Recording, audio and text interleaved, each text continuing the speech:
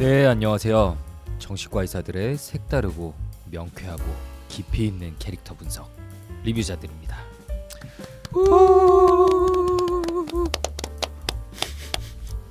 네, 오늘도 단촐합니다. 네, 맨날 나만 하는 것 같아. 네, 규영이가 솔직히 요즘 기여도가 최근 몇 달 사이에 팟캐스트와 유튜브 거의 뭐 전출하면서 네, 좀 무리하고 있는 게 아닌가. 왜 이렇게 네. 무리하세요? 저도 이제 한번 쉬려고요. 쉬어야 될 것 같아. 네. 오늘따라 더 피곤해 보이네요. 예, 피곤하네요. 네, 원래도 깊은 눈이 지금은 뭐 거의 지금 쾌한가요? 너무 꺼져 있어서 다크서클도 아주 진하고. 졸리다.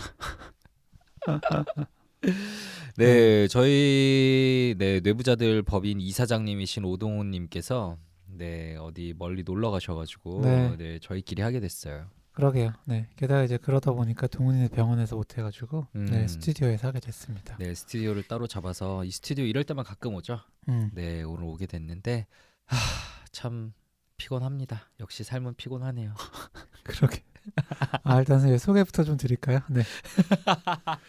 네, 안녕하세요. 정신건강의학과 전문의 혁경입니다. 네, 안녕하세요. 저도 정신건강의학과 전문의 김지용입니다. 네, 저희가 하루 종일 야간 진료를 하고 이 시간에 모이면 맨날 이렇게 시작하는 것 같아요, 말이. 한번 그냥 전에 컨택트 했을 때처럼 네, 토요일이나 몰아서 이럴 해야 때 돼. 시간 내 가지고 하는 게 좀 퀄리티도 좋고 맞아. 하루 그냥 날 뽑아가지고 네. 그날 한 3-4개 만들고 이렇게 해야 되고, 사실 웬만한 유튜브 채널 같은 곳들 다 그렇게 하거든요. 네. 근데 저희는 그날 벌어서 그날 이렇게 메꾸는 형식으로. 네. 네, 매주 보고 있어요. 네, 믿기지가 않아. 어떻게 이렇게 매주 볼 수가 있을까?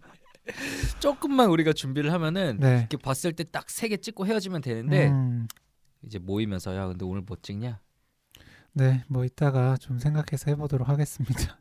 네, 이렇게 되죠. 네, 그러니까 진짜 안 돼요. 안 돼. 음. 네, 우리 왜 리뷰자들의 이렇게 영화 얘기해야 되는데 한탄을 하고 있네요. 맞네. 네, 오늘 시간은 리뷰자들이죠. 네. 설명하셨죠?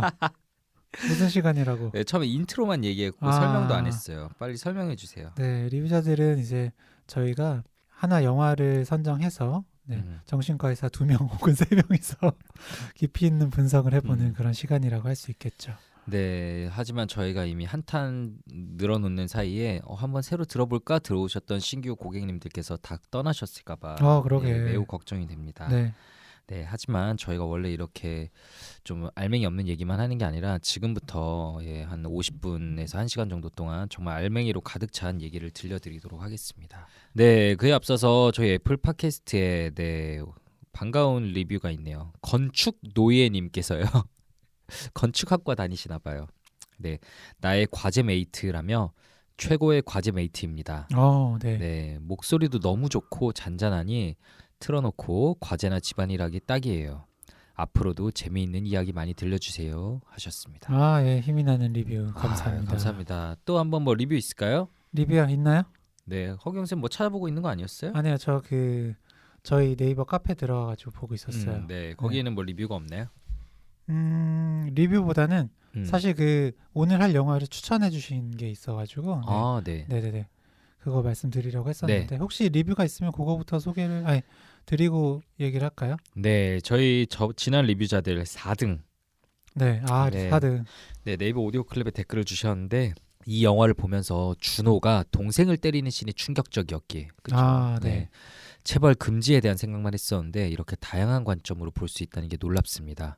부모의 입장에 되어보지 않아 잘 모르겠지만 체벌하는 코치에게 맡긴 후 많이 성장했다면 준호 엄마처럼 애써 외면하지 않을까 하는 쌤들과는 다른 어리석은 생각을 해봅니다. 어리석은 생각이라뇨. 그럼요. 네, 당연히 계속 맡기고 성장했다면 그 체벌을 당연시하는 게 또 내재화됐을 수 있겠죠.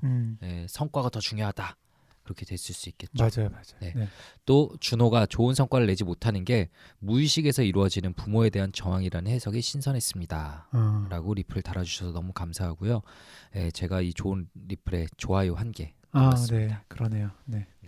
또 4등 리뷰해주신 분이 계시네요. 그러니까 박하선 시네타운에서 4등 보고 반가웠는데 그때는 너무 짧아서 아쉬웠는데 여기서 다뤄주셨다고 잘 들었다. 라고 남겨주셨습니다. 네, 제가 박하선의 시네타운 때문에 어쩔 수 없이 한 달에 2개씩 영화를 보게 되니까 그 중에 좀 이건 진짜 이 정도 말하고 끝내기 너무 안타깝다 이런 것들은 종종 리뷰자들로 한번 소개해 보도록 하겠습니다. 네, 좋습니다. 그래서 저희가 그 피드백을 받기 위해서 네이버 카페에 내부자들로 카페를 만들었어요. 그러니까 많이 들어오셔서 인사도 해주시고 리뷰도 남겨주시고 해주시면 저희가 방송에서 또 읽어드리도록 하겠습니다. 그래서 오늘 그 영화는 이 카페에서 추천해주신 영화로 했어요. 소울이랑 코코를 추천을 해주셨었거든요. 그 중에 소울을 선택을 해서 저희가 오늘 분석을 해보도록 하겠습니다. 네, 그러면 아주 짧은 광고 후에 저희 영화를 본격적으로 얘기를 해볼게요. 저희 리뷰자들과 언택트 프로그램은 무료로 들으실 수 있고요. 아이폰과 그리고 네이버 오디오 클립을 통해서 들으실 수 있습니다. 조만간 스포티파이 프로그램을 통해서도 청취하실 수 있게 될 예정이고요. 그리고 아이폰 팟캐스트에는 유료 구독자 분들에게만 공개되는 해부자들 심리서적을 완전히 엑기스로 떠먹여드리는 프로그램이 2주마다 한 번씩 월 2회에 올라가고 있습니다. 많은 관심 부탁드리겠습니다. 네.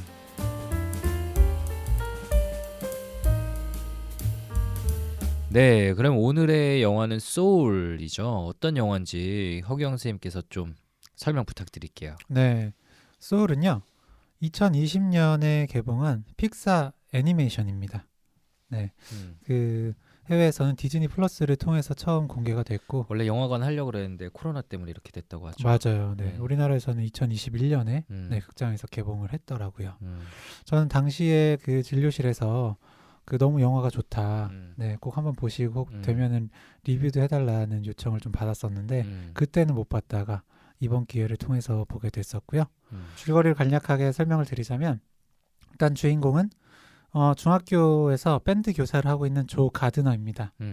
재즈 연주자가 되는 것이 삶의 목표였는데 계속해서 오디션에서 실패하고 또 집에서 반대를 하고 하다 보니까 연주자는 하지 못하고 밴드 교사로 지내던 중에 유명한 색소폰 연주자인 도로테아 윌리엄스 팀에 합류할 기회를 얻게 돼요. 네, 아주 찬스를 잡았죠, 우연히. 맞아요. 그래서 그 오디션에서 굉장히 무아지경의 상태로 연주를 해냈고 그리고 결국에 합류하게 됐습니다. 근데 너무 기쁜 나머지 이 상태에서 추락을 하게 돼요. 그래서 막 신나가지고 돌아가다가 발밑을 보지 못하고 하수구 밑으로 맞습니다. 그래서 이제 혼수 상태에 빠지게 되죠. 네, 그래서 그 소울 상태로 그 삶과 죽음의 그 경계로 넘어가게 되고요. 거기서 사후 세계로 이제 가야 된다 하는데 도망쳐서 태어나기 전에 그런 소울들이 모여 있는 그런 세계로 가게 됩니다. 거기서 이 조 가드너는 멘토가 되거든요. 그러니까 이제 새로운 그 소울들이 그 지구로 떠나기 전에 그 성격을 형성하기 위해 그런 배우는 성격을 형성하는데 마지막 한 칸은 불꽃, 그러니까 뭔가 삶의 의미나 목적 같은 열망을 하나 채우고 가야 되는데 그거를 각 분야에 뭔가 대가처럼 이뤄냈던 사람들이 그 세계에서 멘토처럼 일을 합니다. 그래서 뭐 아인슈타인, 테레사 수녀 이런 사람들이 예전에 뭐 이랬었다면서 멘토로 일했었다면 그런 걸 흔적을 보여주는데 조 가드너는 그 정도 대가가 아니지만 뭔가 장부의 오류로 인해서 노벨상을 탄 과학자처럼 나오죠. 네, 정신과 의사 였던 것 같아요. 그래서 덕분에 멘토가 돼서 그 멘티 22번 멘티를 맡게 됩니다. 22번이란 게 또 의미가 있어요. 왜냐하면은 다른 애들은 번호가 몇 번대였죠? 200억인가? 거의 뭐 굉장히 엄청난 숫자인데. 그러니까 다 그 순서대로 지구로 가고 있는데 22번은 굉장히 먼 옛날에 태어났지만 그 생명 그 뭐라 그러지 소울이 영혼체가 태어났지만 지구로 가기를 끝까지 거부하면서 마지막 불꽃을 채우지 않고 거기 머물러 있는 영혼체죠. 네, 그래요.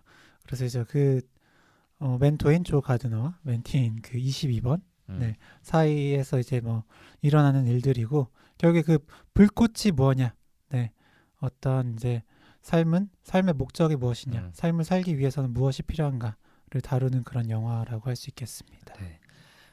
보통 허경 쌤이 제가 줄거리 부탁드리면 이렇게 네이버에서 퍼온 아주 짧은 스토리를 유창하게 읊으셨던 걸로 기억하는데 오늘은 좀 달라요.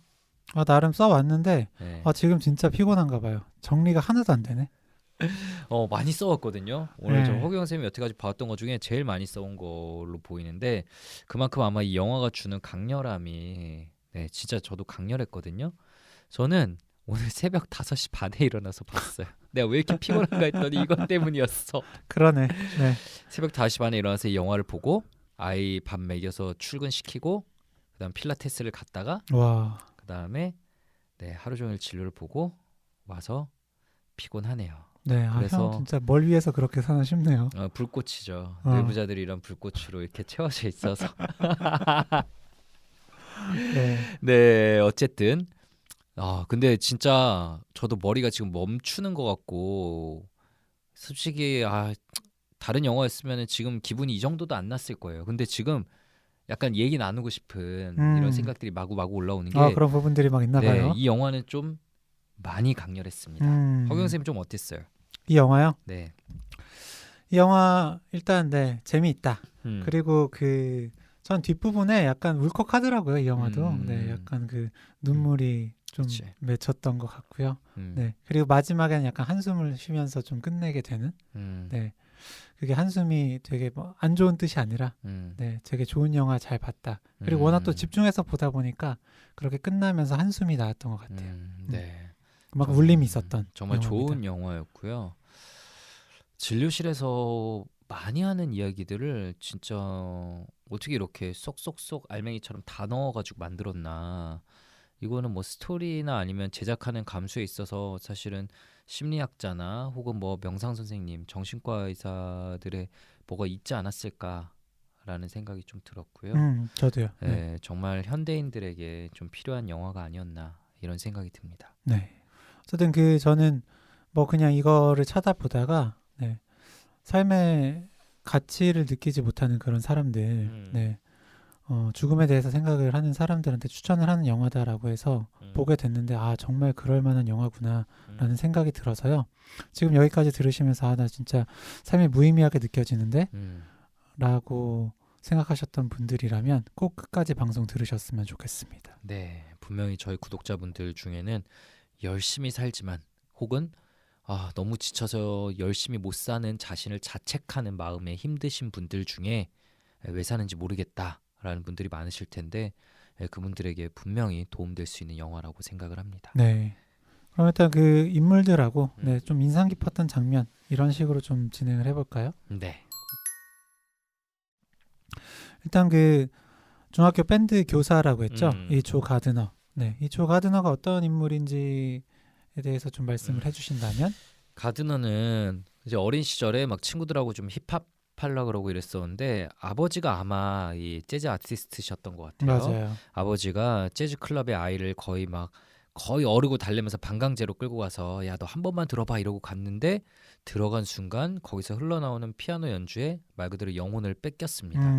그래서 와, 나도 저렇게 돼야 되겠다라는 생각에 그때부터 재즈에 완전 몰두하기 시작했는데 계속 오디션에서 떨어지고 그래서 이제 학교 밴드부 교사를 하는데 당연히 아이들은 열심히 안 하는 친구들이 많잖아요. 그 친구들을 가리키는 자신에게서 이게 뭐 하는 건가 삶의 의미를 못 찾고 있죠. 근데 그러던 중에 갑자기 이제 정직원으로 고용이 된다는 너 이제 4대 보험하고 의료보험 다 된다 뭐 이런 거를 딱 서류를 받았습니다. 그래서 어머니가 너무 좋아하죠.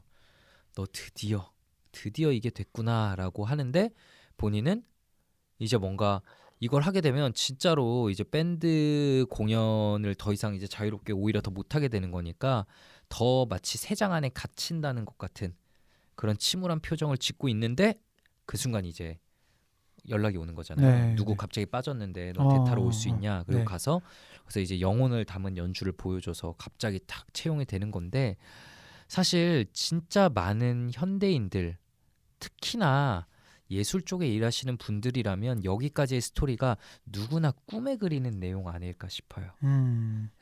미술 음악 하시는 많은 분들이 사실 어쩔 수 없이 그 자체로 대가가 되고 그 자체로 경제 활동을 할 수 있는 분은 극소수고 대부분은 이제 학교 선생님이나 학원 선생님 그리고 아니면 전혀 다른 업무로 이제 좀 빠지게 되는 경우들이 현실적으로 많잖아요. 맞아요. 평생 동안 그걸 해왔는데. 네. 그래서 끝까지 이렇게 본인이 하고 싶은 연주는 못 하시고 네, 다른 생계 활동만 하시다가 끝나는 경우도 꽤 많죠. 그렇죠. 그러면서 내가 어린 시절 가졌던 꿈을 못 이룬 자신이 좀 실패자처럼 느껴지고 노력이 부족해서라면서 스스로를 비난하거나 아니면 이 사회가 잘못됐다면서 사회의 비난의 목소리만을 내면서 현재 자신에게 주어진 삶은 잘 못 즐기게 되는 경우들을 분명히 자주 뵙게 되는데 네, 가드너는 인생 역전에 딱 그 스토리를 맞게 되는 거죠. 네.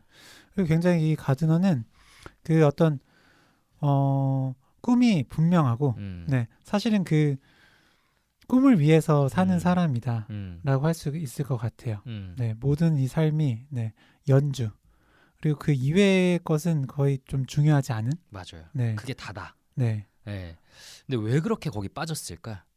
그만큼 사실 그 좌절하다 보니까 빠질 수밖에 없지 않았을까요? 이것만 되면은 한 번에 다 해결될 거야.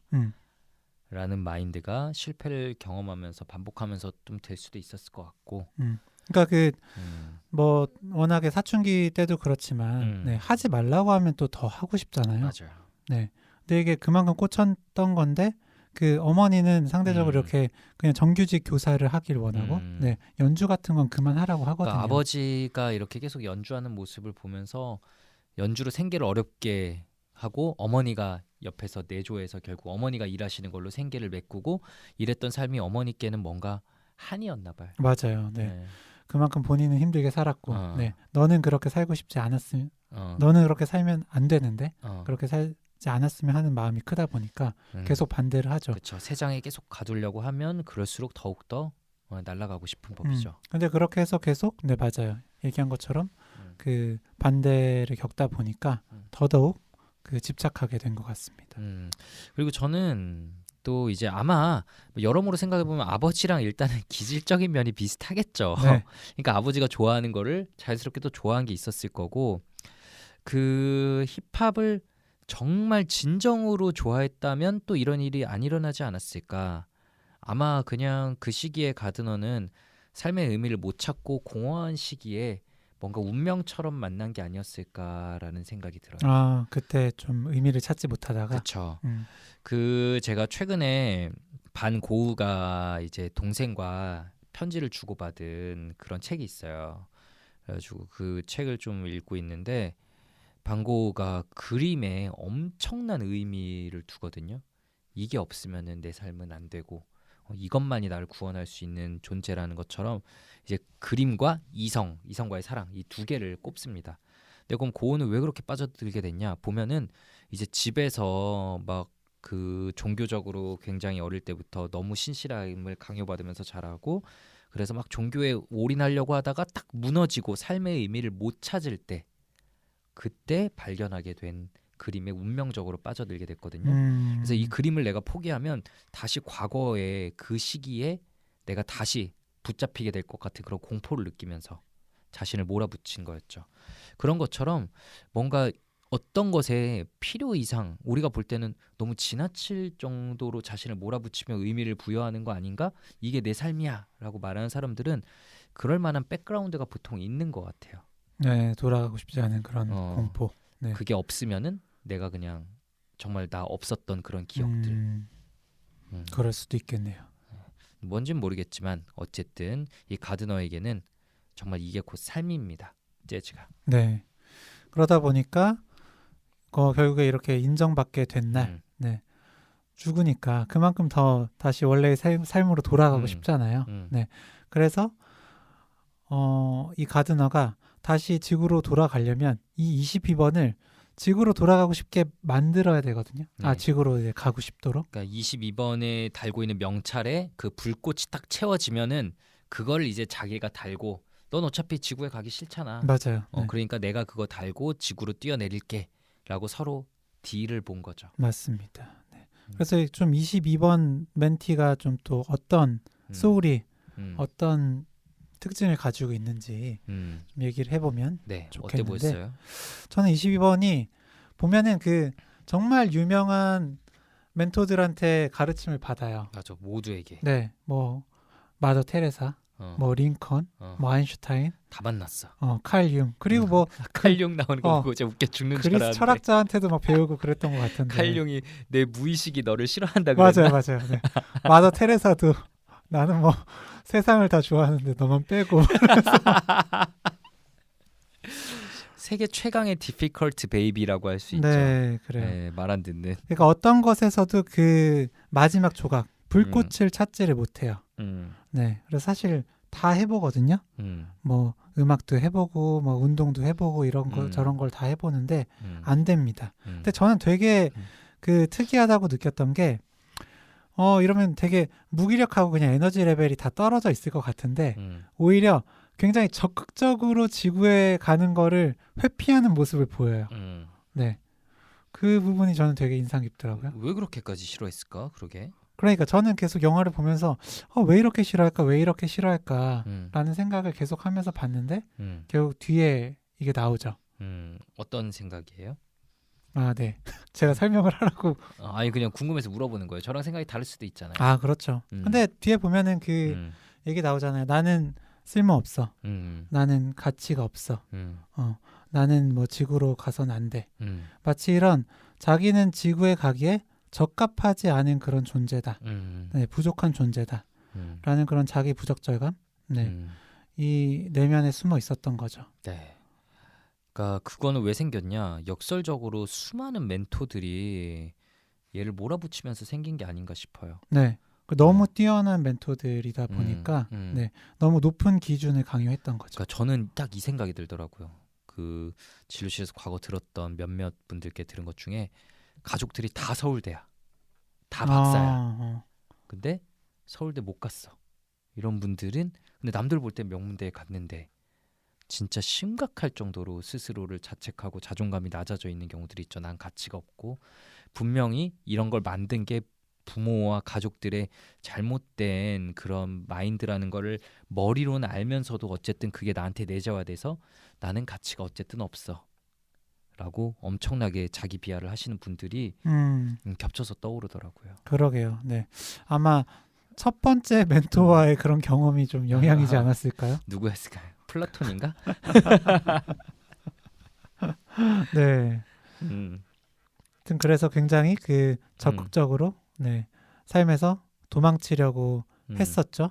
근데 이제 이 조 가드너한테 흥미를 느끼게 된 포인트가 네, 이 조 가드너는 어떻게 보면 이 삶을 좀 봤는데 굉장히 실패한 삶이었어요. 아무것도 이루지 못했다라고 스스로를 그쵸. 평가하는. 가드너의 삶을 딱 그 소울 그 세계에서 보니까 뭐가 없어. 네. 여태까지 만났던 멘토들은 뭐가 가득 차 있는데 가드너 아무것도 없어. 그리고 이대로 죽으면 진짜 아무것도 없는 채로 끝나는 그런 느낌인데 그럼에도 불구하고 지구로 굉장히 돌아가라는 그런 열망을 보면서 흥미를 느끼죠. 가면 뭐 있나? 대체 뭐가 이렇게 돌아가고 싶게 만드는 거야? 네. 그래서 둘이 돌아가서 막 이제 우여곡절 재밌는 사건들을 겪습니다. 이거는 뭐 직접 보시는 게 더 재밌을 것 같아서 이 줄거리는 뭐 꼭 그렇게 디테일하게 얘기해야 되나 싶은데 어쨌든 막 우여곡절을 겪다가 이제 결국 갑자기 근데 내가 살고 싶다. 지구로 둘이 실수로 떨어졌는데 그럼 이제 다시 몸이 바뀌어버렸어요 둘이.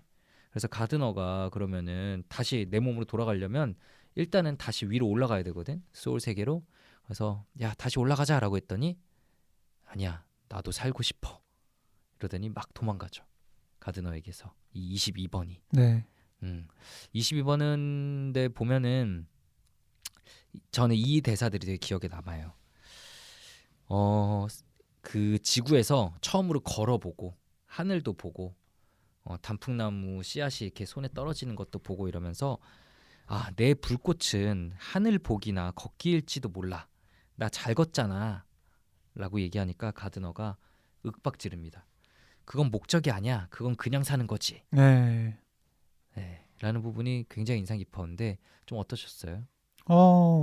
그게 사실 이 영화에서 좀 주려는 메시지랑 다 있는 것 같은데 어떤 삶의 의미나 목적에 대해서 되게 거창한 것만이 삶의 목적이 되어야 되고 의미가 되어야 된다라고 생각하시는 분이 많습니다. 그쵸.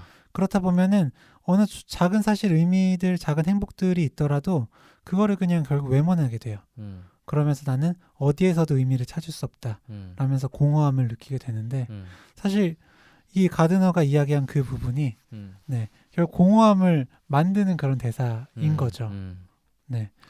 그쵸. 그래서 그게 그만큼 사실 이 22번한테 굉장히 임팩트를 주고 그래서 뒤에서 다시 한번 이 22번이 굉장히 괴로워하는데 거기서도 제일 조 가드너가 이 얘기를 하는 게 가장 트라우마틱한 그런 부분으로 그동안의 되잖아요. 수많은 멘토들보다도 이게 더 큰 트라우마였던 거죠. 결국 나는 뭔가를 찾았어. 그래 겨우 찾았어 했는데 그건 목적이 아니야. 그냥 사는 거지 라고 비난하는 모습. 네. 네, 근데 저희 팟캐스트를 꾸준히 들어오신 분들이라면 아시겠지만 이제 명상에서 얘기하는 doing 모드와 being 모드가 있어요. doing 모드는 뭘 해낼 때만 가치 있다라고 느끼는 거고 being 모드는 그냥 그 존재 자체로 가치 있다는 거. 근데 doing 모드면 그럼 나쁜 거고 being 모드는 무조건 좋은 거냐 그거 아니라 좀 적당히 섞었어야 되는데 이 가드너는 성취를 이뤄내야만 한다라는 압박감 속에서 어느새 doing 모드에 화신이 되어 있었던 거죠. 맞아요. 네. 그러니까 뭐 그것도 좋은데 이런 목적이 있으면 더 좋겠다 이게 아니라 그건 목적 아니야 라고 하는 게 뭐 정말 너무 아픈 말이잖아요. 그렇죠. 근데 이게 사실 현대 사회의 수많은 부모님들이 아이들에게 하는 말이기도 해요. 운동하고 싶다, 뭐 연애하고 싶다, 뭐 친구들이랑 놀고 싶다 이러면 그건 나쁜 거야. 네, 공부 말고 그거는 나쁜 거야. 그건 나중에 해야 돼라고 일방적으로 두잉 모드만을 강요하는 모습하고 굉장히 겹쳐 보이는데 이렇게 두잉 모드만을 엄청 해내던 가드너가 결국 영화가 끝날 때쯤에 이제 이 장면도 되게 인상 깊었어요. 결국 우여곡절 끝에 겨우겨우 연주에 올라갑니다. 그래서 진짜 성공적인 연주를 해내요. 네. 막 갈채를 받고 그 재즈의 대가도 수많은 공연을 하지만 이런 공연은 아주 가끔 나오는 거다. 대단했다라고 말하니까 이제 가드너가 되게 허탈한 표정으로 얘기를 하죠. 다음은 뭐죠? 그러니까 내일 또 와서 반복하는 거지. 평생 오늘만을 기다려왔는데 상상하던 것과는 다른 것 같아서요. 라면서 굉장히 공허한 모습을 보입니다. 맞습니다. 네, 이 부분도 굉장히 인상 깊었어요. 네. 자, 그 표정이랑 그리고 그 뒤에 여기 설명을 해주잖아요. 물고기 얘기해주잖아요. 네.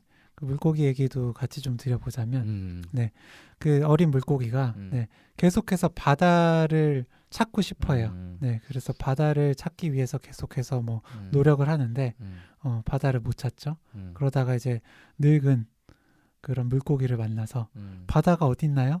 물어보니까 네가 있는 이곳이 바다야. 라고 했더니 여기가 무슨 바다예요. 여긴 그냥 물이에요.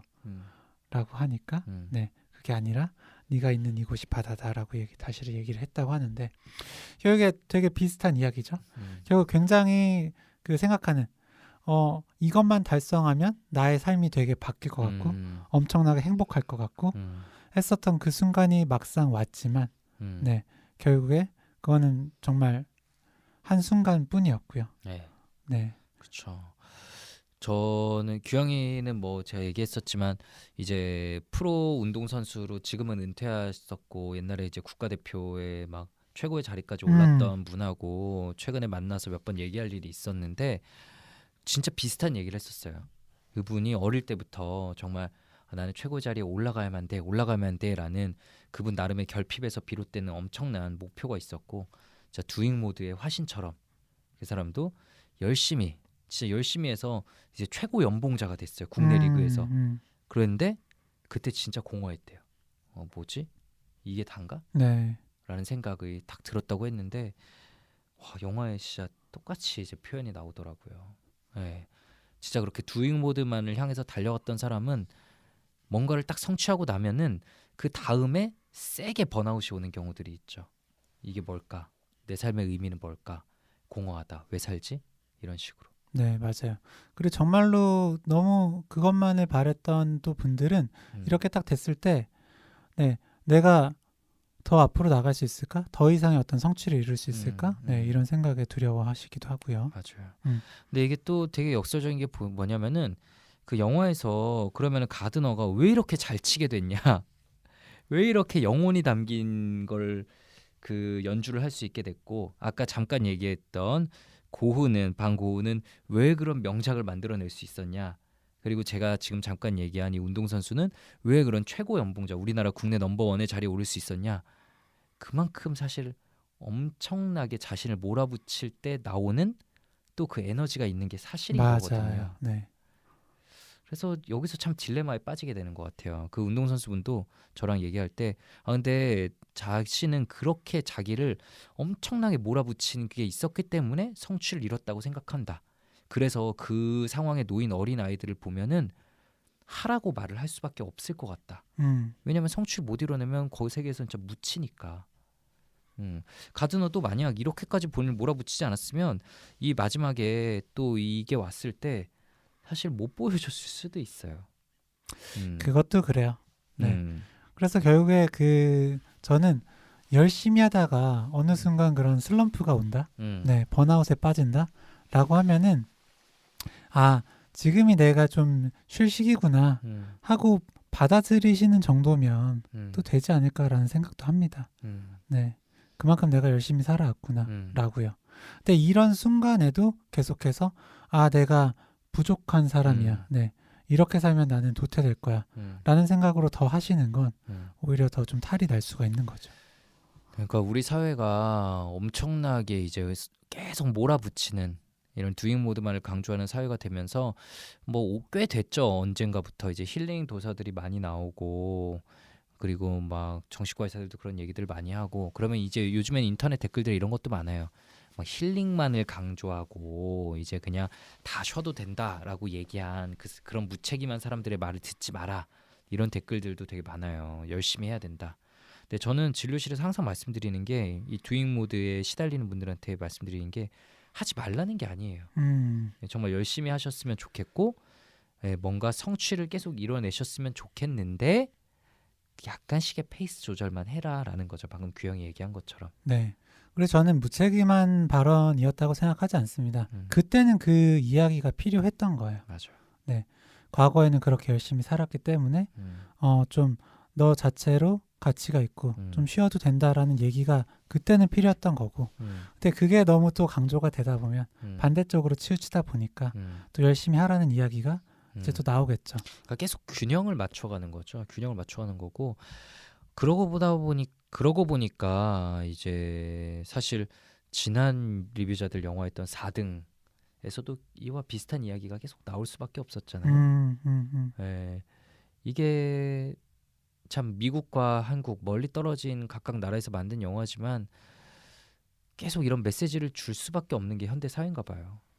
네. 그러니까 그만큼 좀 성장 위주의 네. 어느 목표 지향적인 그런 삶이 아니면 살아남을 수 없는 그런 시대였다가 네.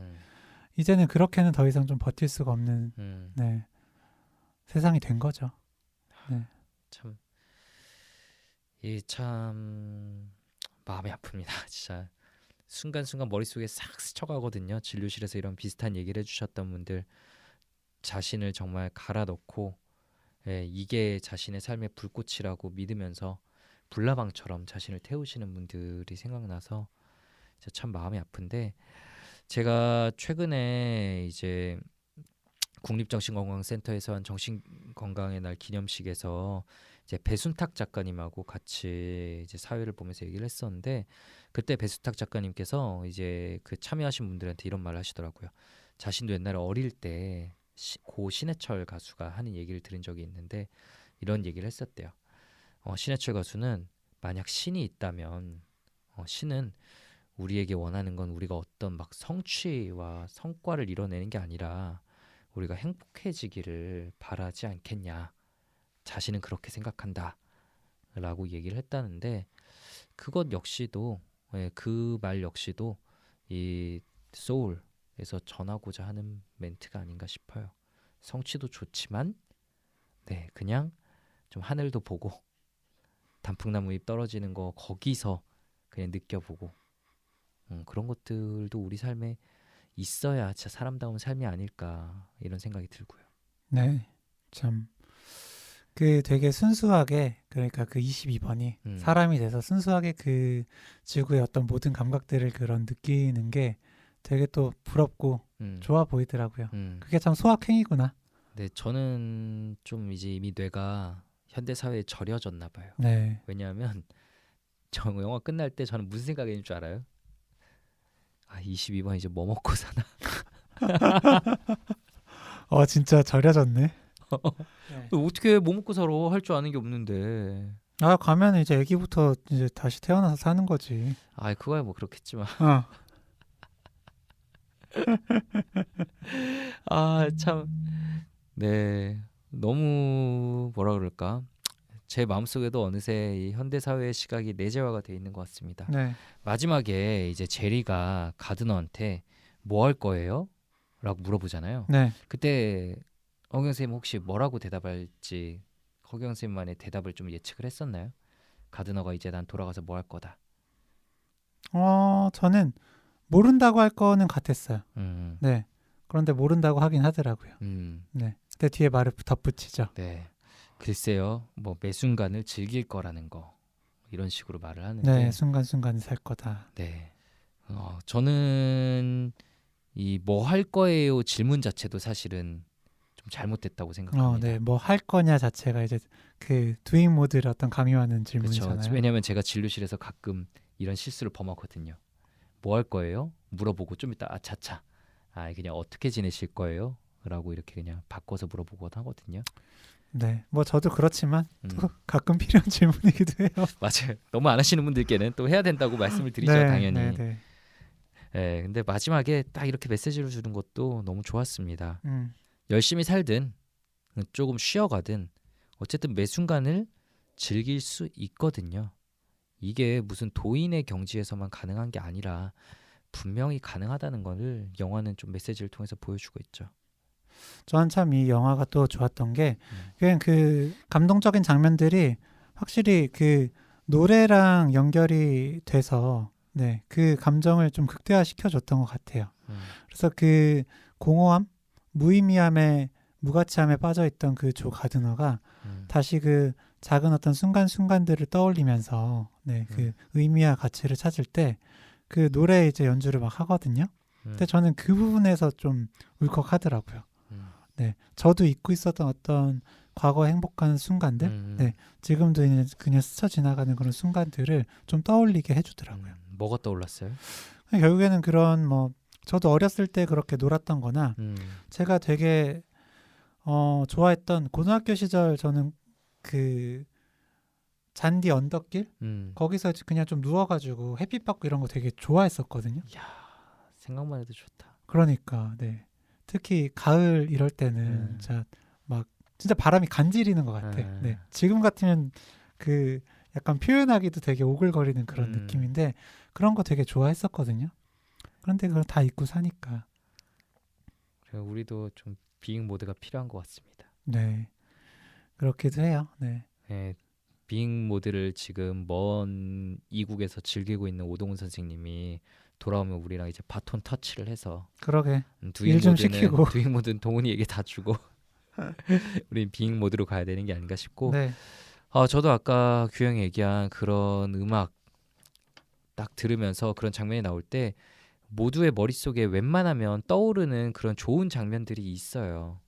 네, 그게 어떻게 보면 우리의 핵심 기억이라고도 할 수 있는 거고 어떤 핵심 기억을 가지고 있냐가 그 사람의 마음에 얼마나 스테이블하게 어떤 스트레스 상황에서도 좀 버티게 해주냐라는 그런 게 좀 되는 것 같아요. 근데 가끔 이제 그런 진짜 좋은 핵심 기억이 나는 아예 없다라는 분들을 만나게 될 때가 참 아쉬운 건데 지금부터라도 없으면 지금부터라도 일부러 만들어 보면 사실 규영이가 말한 그런 언덕에 바람 부는 언덕 풀밭에 누워서 예를 들어 뭐 올림픽공원이나 이런데 서울대공원 가면 뭔가 있긴 있거든요. 여의도공원에도 있고 햇볕 좀 쬐면서 그냥 그 here and now에 딱 한 30분 너무 긴가? 10분이라도 현재에 머물러 보시면 분명히 좋은 순간은 있어요. 그거를 다들 한번 경험해 보시면 좋겠고요. 맞습니다. 아무튼 저는 그 이 소울에서 방금 마음챙김 이야기를 하기도 하셨는데 좀 불교의 색채를 좀 강하게 느꼈습니다. 어떤 부분에서요? 그러니까 그 일단은 현실과 그런 꿈의 이런 경계를 여행하는 그런 여행자들이 막 나오는데 네, 그 여행자들이 심리치료사 그러니까 명상 전문가도 있고 그리고 그런 거 이제 치시는 분 뭐라 그러죠? 악기. 그 명상할 때 도움되는 그런 거. 싱잉볼? 그런 거? 싱잉볼은 아니지만 그런 아닌데 거. 뭐 있었는데. 네네네. 그거 치는 분도 있고 하잖아요. 결국에 이제 그 명상 또 명상하면 어떤 뭐 불교 쪽이니까. 네. 그래서 그리고 또 중간 중간 보면 그런 음악가라든지 운동 선수라든지 굉장히 몰입해 있을 때, 그러니까 나를 잊고 네 어떤 이제 그 공간에 가 있는 그런 장면을 좀 묘사하는데 그것도 어떻게 보면 좀 무라일체라든지 무아지경의 어떤 그런 네 그런 걸 좀 묘사한 거 아닌가라는 생각도 들었고요. 네, 참 어쩔 수 없이 요즘 뭐 현대 정신과에서는 그리고 심리학에서는 이 부분이 계속 연결돼서 좀 얘기가 나올 수밖에 없는 것 같습니다. 근데 또 제가 최근에 읽고 있는 책에서는 이렇게 마음챙김, 미국의 마음챙김 트렌드에 대해서 되게 비판적으로 얘기하는 사람이 있더라고요. 네. 이거는 왜죠? 지구가 망해가고 있는데 지구가 망해가고 있는데 이 현실에 분노하지 않으면 바뀔 수 있는 건 없다. 근데 마음챙김은 다들 어떤 그런 분노하고 뭔가 행동하기보다 그냥 각각의 평안에만 몰두하도록 하면서 지구는 계속 망해가고 있다라는 그런 메시지를 담은 것도 좀 봤었는데 이건 역으로 말하면 그만큼 미국에서 마음챙김이란 거는 진짜 하나의 사회적 트렌드인가 봐요. 네, 처음은 정신과 교수가 만든 병원에서 이제 치료 프로그램을 시작을 했지만 현대인들의 이런 마음을 그래도 좀 평안하게 해주는 가장 확실한 도구가 확실하니까 이거 이상이 아직 저는 잘 모르겠거든요. 그러니까 다들 이렇게 매달리는 거 아닌가 이런 생각도 들고요. 그러게요. 근데 다만 뭐 방금 이야기한 거에서 좀 아쉬운 부분은 뭐 마음 챙김이라는 게 그런 알아차림, 네, 현재에 집중하는 게 물론 핵심적인 부분인 것도 있지만 그냥 머물러 있자는 건 아니잖아요. 네, 그래서 현재 상태에 집중을 해야 어떻게든 좀 바꿀 수 있는 부분을 또 찾아낼 수가 있는 거니까. 네, 오히려 분노만 하다 보면 거기 그것 때문에 다른 이제 이성적인 판단, 네, 사실 실행할 수 있는 어떤 힘을 뭐 가질 수가 없을지도 모르죠. 그렇죠. 그냥 비이성적인 불안에 뭐 휩쓸려 봤자 결국 뭘 할 수 없으니까 참 현재에 머물면서 마음을 진정시키고 할 수 있는 걸 찾아서 하고 이런 것들이 좀 중요하긴 하겠죠. 네. 그냥 저는 그냥 중간 내용인데 그냥 좀 형 생각도 궁금하고 해서 물어보는 것 같아요. 중간에 코니라는 아이가 나오잖아요. 네, 밴드부 학생인데 코니가 유일하게 그 학교에서 그래도 그 조 가드너를 따라오는 그런 아이거든요. 그런데 이제 개인 교습도 또 따로 받아요. 네, 하루는 와서는 나는 이제 학교 다니기 싫다. 그 악기 연주도 난 그만두겠다라고 하거든요. 근데 요거는 좀 어떤 마음이었을지. 글쎄요, 뭐 워낙 이제 배경 지식이 안 나오니까 그 아이가 어떤 삶을 살고 있는지에 대해서. 근데 음악에 대한 마음은 또 진심이었을 것 같은데 저는 좀 이런 마음도 들었어요. 그 전에 수업할 때 보면 가드너가 얘를 자신과 좀 동일시하면서 너무 몰고 가는 느낌도 좀 있었거든요. 너는 이해하지, 너는 알지 라는 식으로. 근데 그 아이에게 있어서 음악이 가지는 의미는 물론 컸겠지만 가드너처럼 삶의 전부는 아니었을 수 있거든. 근데 자기가 그나마 숨 쉴 틈이라고 생각하는 음악에서 뭔가 선생님이 계속 푸시하는 장면은 좀 더 부담이었을 수 있고 그래서 그나마 이제 기댈 구석도 더 이상 못 기대겠다. 떠나야겠다라고 생각한 게 아니었나 좀 생각을 해봤습니다. 맞아요. 네, 저도 그런 부분도 있고요. 코니는 음악은 좋아했는데 학교는 싫어했던 건 맞는 것 같아요. 네, 본인이 연주를 되게 잘해도 아이들은 본인이 잘 못한 부분 가지고 놀리기만 하고 네, 연주에 집중은 안 해주고 그러니까 내가 좋아하고 잘하는 걸로 인정받지 못하고 오히려 놀림을 받는다는 건 되게 괴로운 일이거든요. 그러니까 차라리 좀 그냥 학교 자체를 좀 떠나고 싶고 네. 뭐 그래서라도 본인 하고 싶은 거 하면 또 좋을 수도 있으니까 좀 그런 마음이 아니었을까 싶고요. 저는 이게 참 그 어렸을 때 네. 영어 잘하던 친구 놀렸던 그런 기억이랑 좀 오버랩이 되더라고요. 네, 요즘에는 영어를 진짜 다들 많이 잘하는데 저 어렸을 때만 해도 영어 수업이라는 게 제대로 없었고 발음 좋은 친구가 있었나 보구나. 네, 발음이 되게 좋은 그 여학생이 있었는데 걔가 굴려서 이야기하는 게 뭔가 되게 좀 눈꼴시고 그땐 띠껍다는 표현이죠. 그래요. 네. 네, 좀 띠껍기도 하고요. 네. 그러다 보니까 왠지 나는 하지도 못하면서 걔가 내가 생각할 때 조금 못한 부분 있으면 그거 가지고 막 놀려요. 사실은 되게 좀 부러움을 사실은 애들이 솔직하게 표현하기 힘드니까 어릴 때 많이 하는 거죠. 네.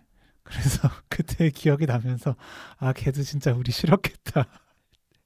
영어학원에 가서 나 학교 안 다닐래요 했을지도 네, 몰라. 되게 미숙했구나라는 생각이 들고 좀 그런 마음도 좀 숨어 있었으려나 싶더라고요. 근데 어쨌든 그 22번이 네, 요 아이가 그렇게 싫다고 하면서도 네, 이 음악을 순수하게 또 즐기는 어떤 그런 모습, 네, 싫어하면서도 좀 계속 하려는 그런 모습에 또 흥미를 느끼는 게 본인이랑 좀 비슷한 네, 동일시했던 거겠죠.